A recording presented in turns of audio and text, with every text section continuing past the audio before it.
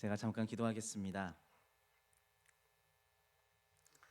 하나님, 우리에게 익숙한 멜로디, 또 어쩌면 우리에게 너무나도 익숙한 선포와 고백, 신실하게 진실하게 거룩하게 살기를 소망합니다.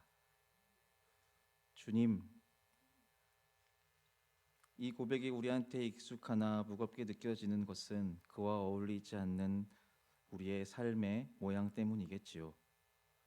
주님, 그럼에도 불구하고 우리는 이것을 우리의 삶의 선포와 고백으로 또 나아갈 방향과 가치로 삼고 주 앞에 노래하며 기도하는 마음으로 나아갑니다.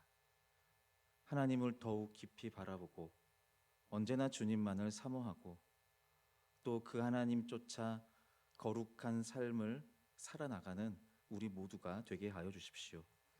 주님, 그 소망을 담아 주님 앞에 예물을 드리는 노민서, 노연서 이들의 이름을 기억하시고 예물로, 섬김으로, 땀방울로, 사랑과 삶의 모든 것으로 주께 기꺼이 드리고자 하는 사랑하는 주의 자녀들의 삶 위에 하늘의 복을 더하여 주십시오. 감사드리며 예수님의 이름으로 기도드립니다. 아멘.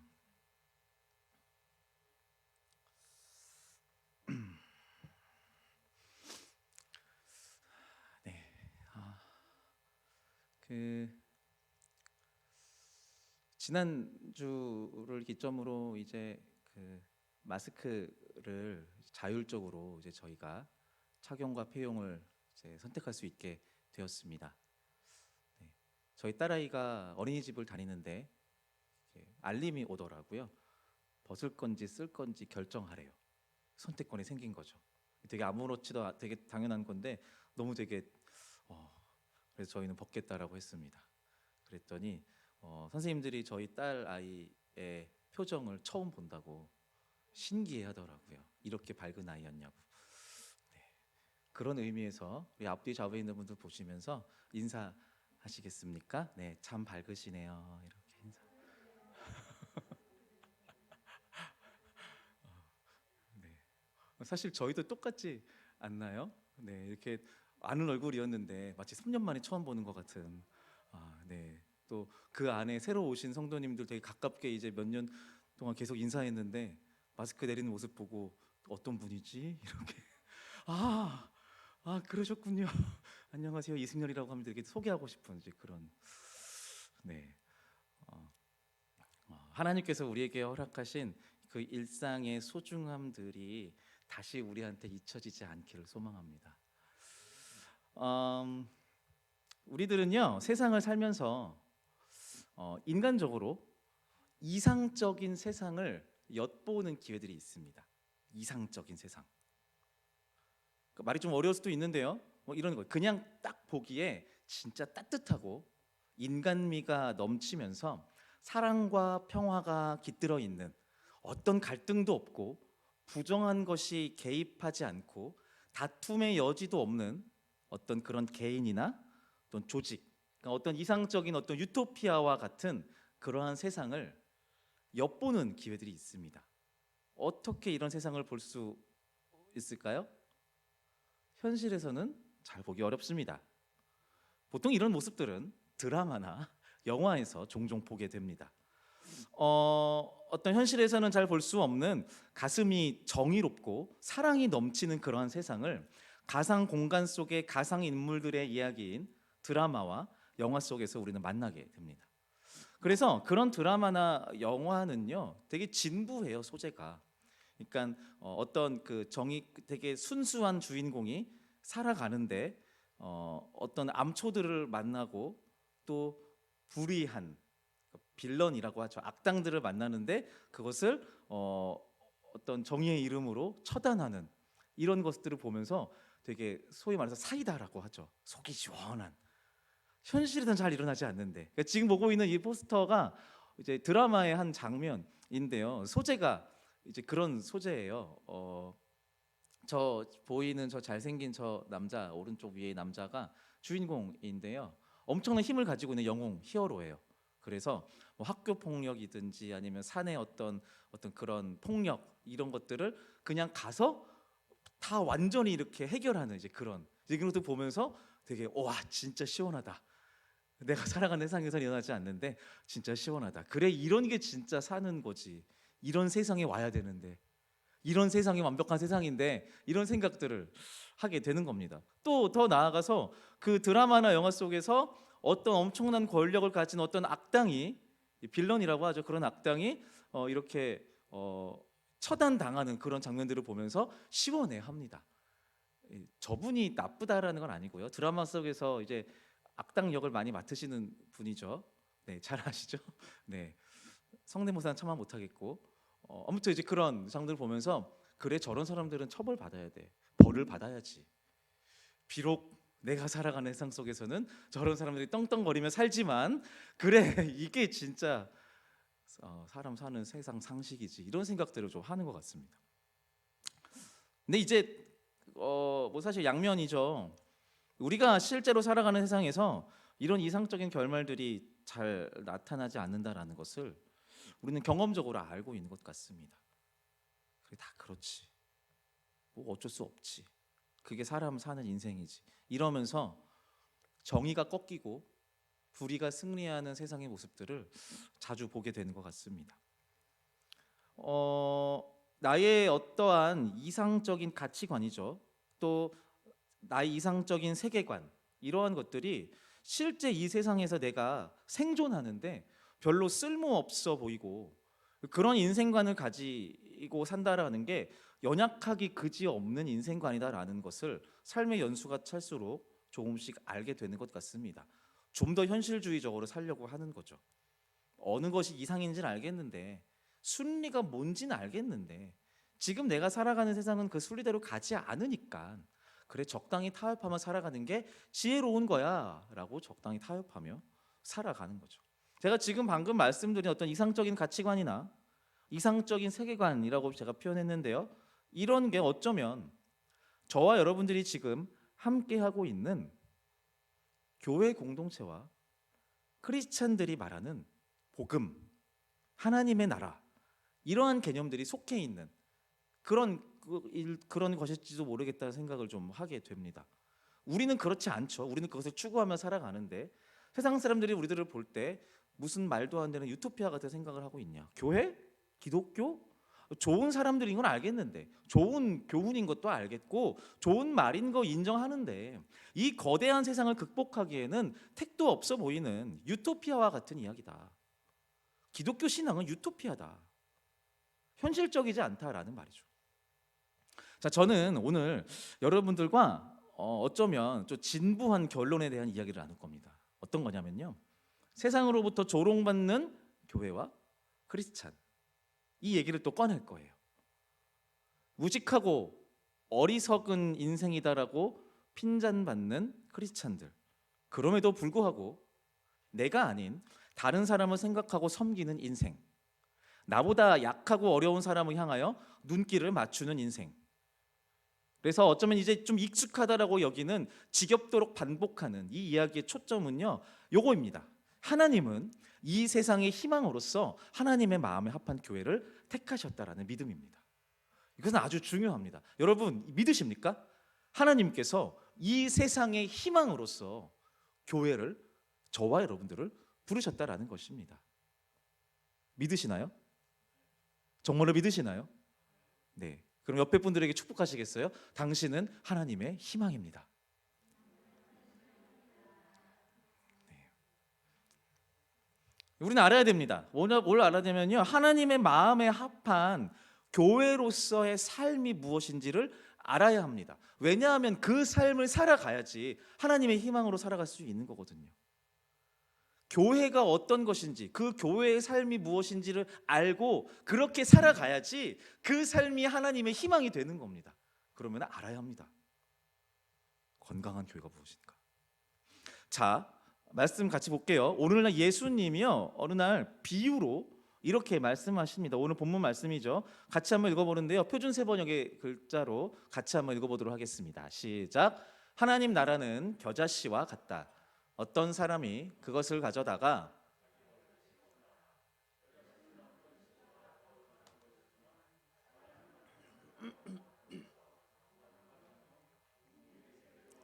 그 가지에 깃들인다. 여러분 혹시 겨자씨 본 적 있으신가요? 많이 보시긴 했을 것 같아요. 겨자씨, 이 겨자씨입니다. 네. 아까 이렇게 자막 섬겨준 원사님이 이거 사진 더 크게 할까라고 해서 일부러 좀 여백을 뒀어요. 저 손도 지금 되게 크게 보이시죠? 그 손에 저 조그만 제 겨자씨 진짜 작아요. 진짜 작습니다. 예수님은 지금 비유를 통해서 겨자씨는 참 작지만 이 겨자씨가 자라서 뭐가 된다고요? 큰 나무가 된다라고 말씀하십니다. 작은 겨자씨가 큰 나무가 된다. 멋진 비유입니다. 네, 뭔가 이렇게 나도 나도 이런 마음이 좀 드는 비유예요.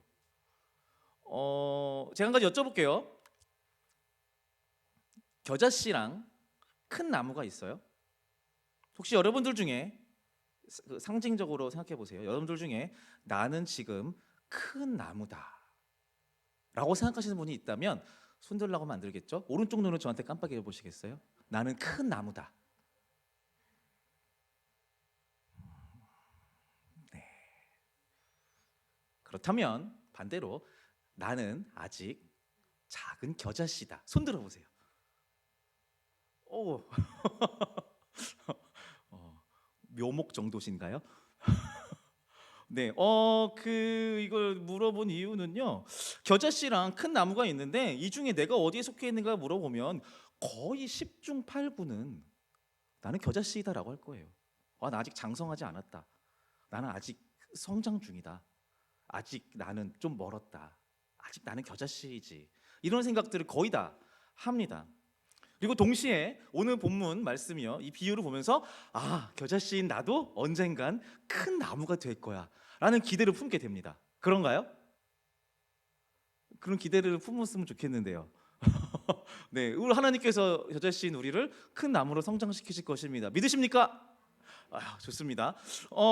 그러면요, 예수님이 말씀하신 이 겨자씨 비유는요, 누가 보아도 성장에 대한 비유예요. 성장에 대한 비유, 의미가 있는. 지금은 비록 작지만 언젠가는 커진다. 지금은 비록 겨자씨이지만 언젠가는 큰 나무가 된다. 성장한다. 자, 이 이야기는요, 크리스찬 사장님이 운영하시는 식당이나 사업장 카운터 위에 붙어 있는 어떤 액자 속 말씀을 떠올리게 합니다. 네, 많이 보셨죠? 네, 잘 보이실지 모르겠는데 방앗간 이름이 뭐죠? 창대떡 방앗간이요. 얼마나 창대하게 그러려고 이름을 창대떡 방앗간. 되게 크네요. 그리고 또 방앗간이 씁니다. 작고 초라한 사업장이 번성해서 또 확장하고 부자가 되는 소망을 아무도 비난하지 않습니다. 괜찮습니다. 그게 이상하지 않아요. 마찬가지로 이제 사회생활을 시작하는 사회 초년생 청년들의 별 볼 일 없는 시작이 어떤 하나님의 도우심으로 부와 명예와 권력의 자리에 오르게 된다라는 것을 소망하는 것을 누가 뭐라 할 사람은 없습니다. 그것은 틀린 것이 아니에요. 근데 중요한 것은요, 그 소망을 위해서 우리가 사용하려고 하는, 가져와서 적용하려고 하는 말씀, 이거를 분별해야 되는 거예요. 아까 읽었었던 내 시작은 미약하였으나 나중은 심히 창대하니라, 욥기 8장의 말씀인데요, 이건 인생의 번영과 복을 기원하는 그런 걸 소망하며 드리는 간구의 기도가 아니라 헤아릴 수 없이 깊은 고난에 빠진 욥을 찾아가서 그를 위로한답시고 내뱉는 친구들의 말이에요. 약간 조롱이 들어가 있는 겁니다. 네가 죄를 지었으니까 지금 고난을 받는 거야. 그래서 네가 죄를 회개하고 납작 엎드리면 하나님이 너한테 복을 주실 거야 라고 말하는 장면이거든요. 얼핏 보면 좀 맞는 것 같아요. 근데 지금 풀어보면요, 그러니까 지금 네가 너의 죄로 보잘것없지만 네가 신앙을 다해서 헌신하면 네가 복을 받을 것이다 라고 하는 거거든요. 이거 좀 이상해야 돼요. 이게 왜 이상하냐면요, 여러분, 우리의 신앙이 복을 받는 도구가 되고 있잖아요. 이거 좀 이상해요. 그럼 하나님은 우리에게 복을 주시기 위해서 신앙을 요구하시는 분이 돼요. 하나님이 장사꾼인가요? 뭔가 이상합니다. 적당한 믿음의 행위와 삶을 드리면 그에 합당한 복을 내려주시는 분이 하나님이시다? 문장이 틀린 것 같지는 않은데 뭔가 어색합니다. 내가 믿고 있는 하나님과 뭔가 매칭이 안 되는 것 같아요. 하나님은 그런 거래하시는 분은 아닌 것 같거든요. 근데 자꾸 우리가 하나님을 거래하는 장사꾼으로 만드는 것 같은 느낌이 드는 거죠. 자본주의가 무조건 틀렸다라고 말하는 건 아닙니다. 하지만 지극히 자본주의와 맞닿아 있는 이 이야기를 복음이다라고 말하기에는 우리 안에 껄끄러움이 있습니다. 자, 우리가 알다시피 욥의 친구들이 욥에게 그렇게 지금 아까 그 조롱하는 걸 얘기해요. 회개해. 그럼 네가 복 받을 거야. 네가 네 죄 때문에 지금은 좀 미약한데 네가 회개하고 하나님께 돌아가면 복 받을 거야. 라는 이 조롱에 대해서 거절합니다. 난 너희들의 위로를 받지 않을 거야. 왜 그렇게 말했냐면요. 그가 회개할 것이 없어서 그 위로를 거절한 게 아니에요. 욥이 믿는 하나님은 이런 식으로 신앙을 요구하고 복의 대가를 받기를 원하시는 장사꾼이 아니라는 믿음이 있었던 거예요. 욥의 하나님은 그 하나님이 아니었던 거예요. 자본주의 하나님이 아니었던 거예요. 자, 돌아오겠습니다. 예수님은 지금 겨자씨의 비유를 하면서 작은 겨자씨가 나중에 큰 나무가 될 것이다 라고 말씀하십니다. 자, 우리는 이 말씀에서 한편으로 희망을 얻습니다. 우리도 큰 나무가 될 것이다. 그리고 동시에 좌절합니다. 왜요? 왜요? 아까 저한테 오른쪽 눈 깜빡이신 분 한 분도 안 계셨거든요. 큰 나무라고 생각하시는 분이 별로 없어요. 그 무슨 말이에요? 아, 나는 아직도 큰 나무가 되지 못했구나. 내 신앙생활이 몇 년인데 아직도 나는 겨자씨구나. 아직 멀었구나. 여전히 작은 겨자씨이거나 기껏 해봤자 새싹, 묘목 정도이다라고 생각을 하는 거예요. 큰 나무가 되기에는 아직도 멀었다 생각하는 거죠. 성장을 부추기는 이 겨자씨 비유는 큰 나무가 되지 못한 우리의 믿음이 뭔가 잘못됐다라고 속삭이는 것처럼 느껴지는 겁니다. 야, 정신 차려. 너 언제 큰 나무 될래? 너는 신앙의 연수가 몇 년인데, 네 부모와 네가 몇 대째 지금 크리스찬인데 너는 아직도 겨자씨야. 언제 자랄 거야? 큰 나무가 되긴 할 건데 좀 더 노력해야지. 그렇게 죄짓고 살면서 네가 큰 나무가 될 것 같아? 이렇게 속삭이는 것 같아요. 그래서 자꾸 찌릅니다. 큰 나무가 될 것이다라는 희망을 품으면서 동시에 아직도 묘목 정도, 새싹 정도에 머물고 있는 내 삶을 향하여 우리가 자책하게 되는 겁니다. 난 별로 쓸모없는 사람이구나. 겨자씨 같은 내가 큰 나무가 될 일은 정말 먼 이야기겠구나. 근데 여러분, 이게 정상인가요? 이것이 뭔가 우리한테 회개를 만들어내는 일반적인 루트라고 혹시 생각하시나요? 저는 아닌 것 같습니다. 제가 믿는 하나님은 그렇게 우리를 협박하시는 하나님은 아닙니다. 왜 하나님께서 우리에게 선물하신 복음과 신앙이 도리어 우리의 목을 죄고 자책의 도구로 전락해야 되나요? 하나님은 그러라고 우리한테 믿음을 허락하신 게 아니거든요. 이건 아닙니다. 아닙니다, 이건. 자, 결론을 먼저 말씀드릴게요. 여러분, 이 비유의 주인공은요, 겨자씨가 아니에요. 겨자씨 자체는 그렇게 중요하지 않습니다. 작은 씨앗 중에 그냥 하나일 뿐이에요. 겨자씨가 주인공이 아니니까 겨자씨가 큰 나무로 자랐다라는 이 내용 역시 이 비유의 핵심이 아니에요. 다시 말해서 어떤 영적인 성장론이 이 비유의 목적이 아닙니다. 예수님이 말씀하신 비유잖아요. 이 비유를 통해서 제자들과 사람들을 가르치고 싶어 하시는 거잖아요. 그럼 이 비유의 목적은요, 가르치는 사람들에게 더 열심히 해, 더 클 거야, 이 목적이 아니라는 거예요. 다른 목적이 있는 거예요. 자, 큰 나무로 자라났다라는 이야기가 있는 이 겨자씨 비유를 이해하려면요, 겨자씨의 특징을 먼저 알아야 됩니다. 겨자씨. 혹시 집에 겨자 나무 키우시는 분 계세요? 손 들어보세요. 아무도 없어라. 다행이다. 네, 아무도 없으시죠? 이 겨자가요, 야생식물이라고 합니다. 야생식물. 그러니까 잡초과예요. 잡초. 잡초는 어떤 특징이 있을까요? 생명력이 어마어마합니다. 밟아도 안 죽습니다. 뿌리를 뽑아도 계속 자라납니다. 야생식물, 잡초과예요. 어디든 뿌리를 한번 내리면 완전히 제거하는 게 불가능할 정도로 생명력이 엄청납니다. 그래서 야생식물이에요. 야생식물이란 그냥 길거리나 돌밭에서 자라나는 식물이라는 말이에요. 근데 지금 비유에서 어떤 사람이 겨자씨를 자기 밭에 심고 있어요. 겨자씨를 자기 밭에 심어요. 그 밭은요, 정성스레 땅을 일구는 밭이죠. 그래서 열매를 기대할 만한 씨를 뿌려서 가꾼 밭이에요.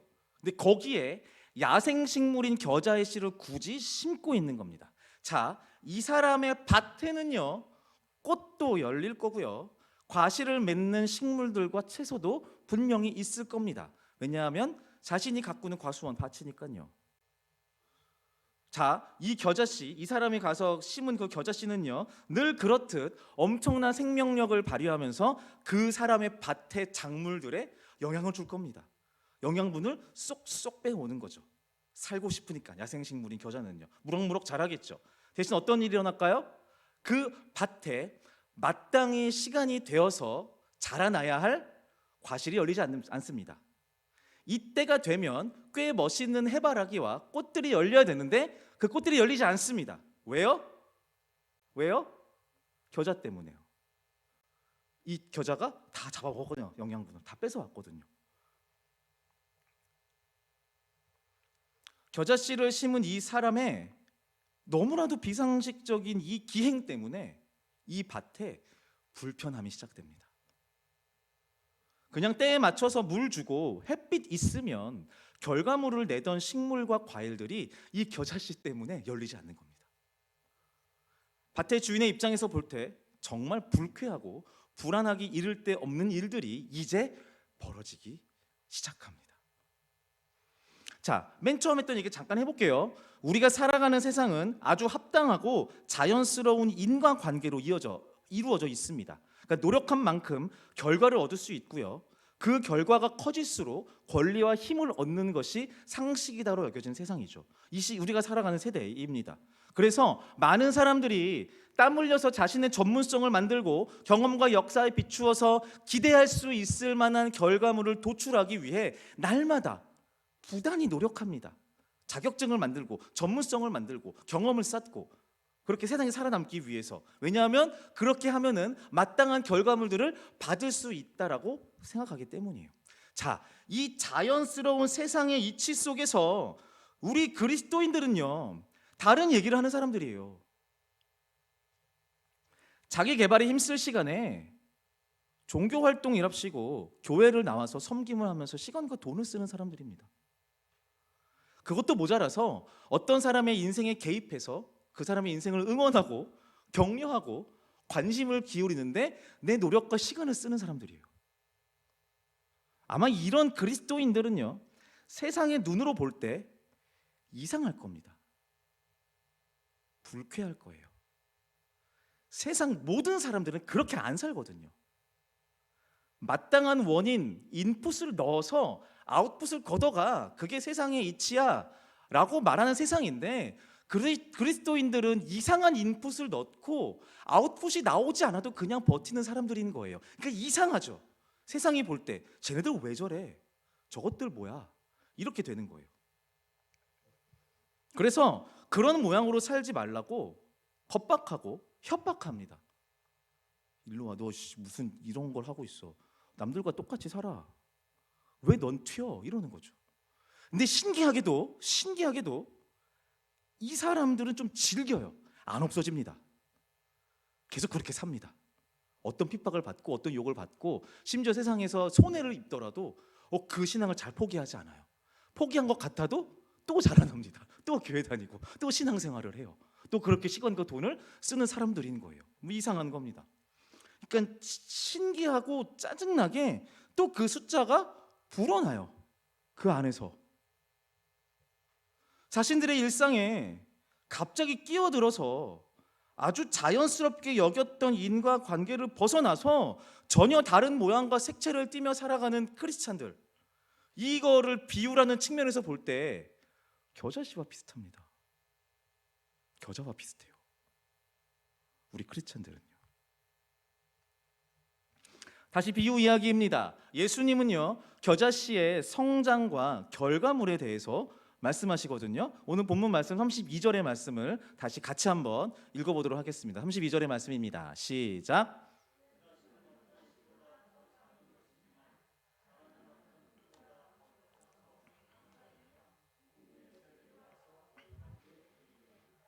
사진 한 장 가져왔습니다. 보실까요? 네, 누군지 몰라서 그냥 얼굴은 가렸고요. 제목이 있었어요. 겨자나무 옆에서입니다. 우와, 진짜 엄청나게 큰 나무 옆에서 찍으셨네요. 여러분, 겨자나무는 안 큽니다. 저만해요. 보이시나요? 저만해요. 커봤자 이 정도입니다. 겨자나무가 그래요. 자, 이 사실을 가장 잘 알고 있는 사람들은요, 지금 예수님의 비유를 듣고 있는 사람들이에요. 너무 잘 알아요. 겨자의 습성이 뭔지, 자라봤자 어느 정도인지를 이 사람들은 알아요.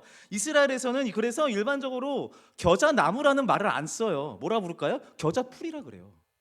커봤자 풀 크기니까. 나무 무슨 어디 나무야 저만한 게. 이래요.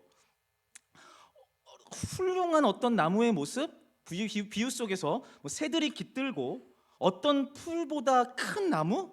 전혀. 근데 예수님이요, 이 상식을 잘 아는 예수님이 겨자씨 이야기를 하면서 거대한 소나무나 울창한 잣나무 같은 비유를 하고 있는 거예요. 몰라서 그러는 게 아니에요. 예수님이 지금 잠깐 착각한 게 아니라는 거예요. 절대로 소나무처럼 커질 수 없는 겨자나무가 큰 나무가 될 거다라고 상징적으로 선포하시는 거예요.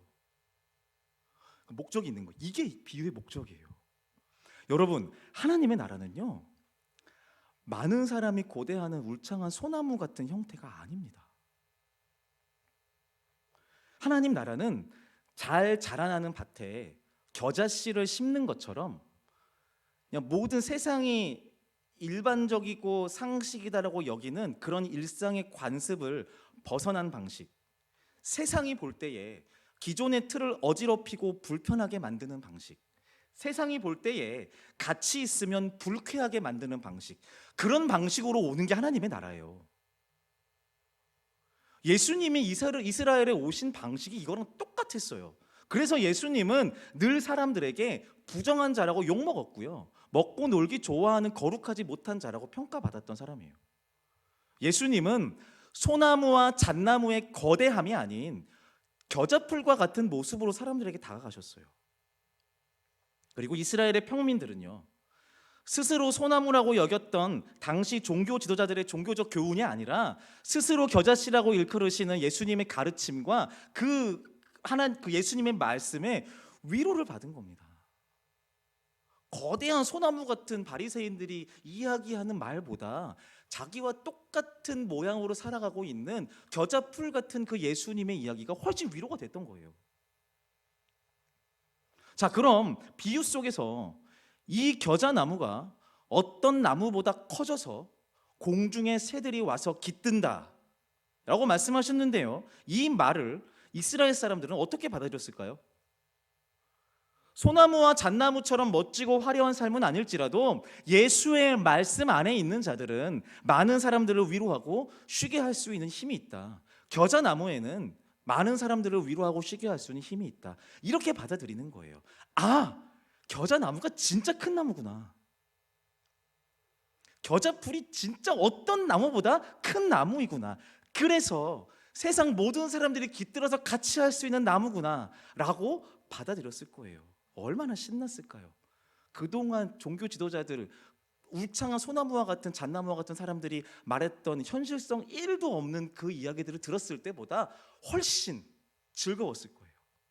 그래, 저 예수님처럼 나도 겨자풀이지, 나도 겨자지.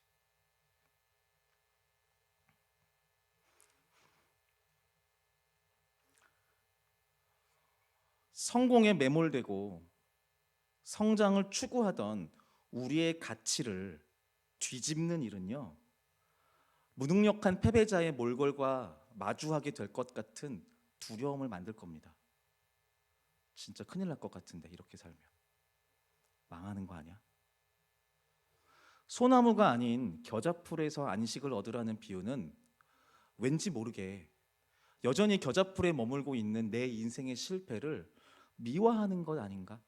정신승리 아닌가? 라는 생각을, 그런 불편함을 줄 수도 있습니다. 그런데요, 이 뒤바뀐 가치관은 우리로 하여금 함께 깃들여야 하는 사람들, 내 주변의 사람들을 보게 만들 겁니다. 로마서 15장에서 믿음이 강한 자들이 약한 자들을 돌보고 그들의 삶을 끌어안아야 한다라고 바울 사도가 가르치고 있습니다. 근데 여러분, 객관적으로 믿음이 강한 자들은 세상 속에서 강한 자들이 아닙니다. 겨자풀 같은 사람들이에요.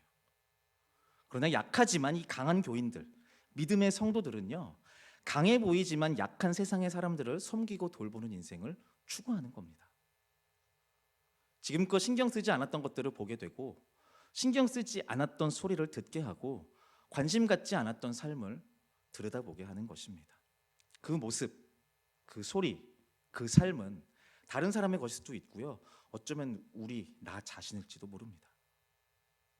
이전에 몰랐던 전혀 다른 세상이 존재한다는 것을 알게 되는 겁니다. 모든 사람들이 똑같이 살기 때문에 상식이라고 여겼던 그 세상에서, 겨자풀이 소나무보다 훨씬 큰 나무가 되는 신세계가 있다는 것을 우리는 믿음을 통해서 받아들이게 되는 것입니다. 아마 이러한 삶이 히브리서 기자가 말하는 세상에 감당할 수 없는 믿음의 사람들의 삶의 모양일 것입니다. 세상은 우리를 향해서 야생 식물 중 흔한 잡초 중 하나인 겨자풀이라고 여길 것입니다. 그런데 저와 여러분들의 삶의 모양인 그 겨자풀 속에 그 누구도 제한 없이, 편견 없이 와서 함께 먹고 함께 마시고 삶을 나누고 하나님의 이야기를 나누며 깃들 수 있는 큰 나무와 같은 삶이 될 것입니다. 여러분들은 어떤 삶을 살아가시겠습니까? 소나무와 잣나무가 되기 위해 아둥바둥 되는 삶을 추구하시겠습니까?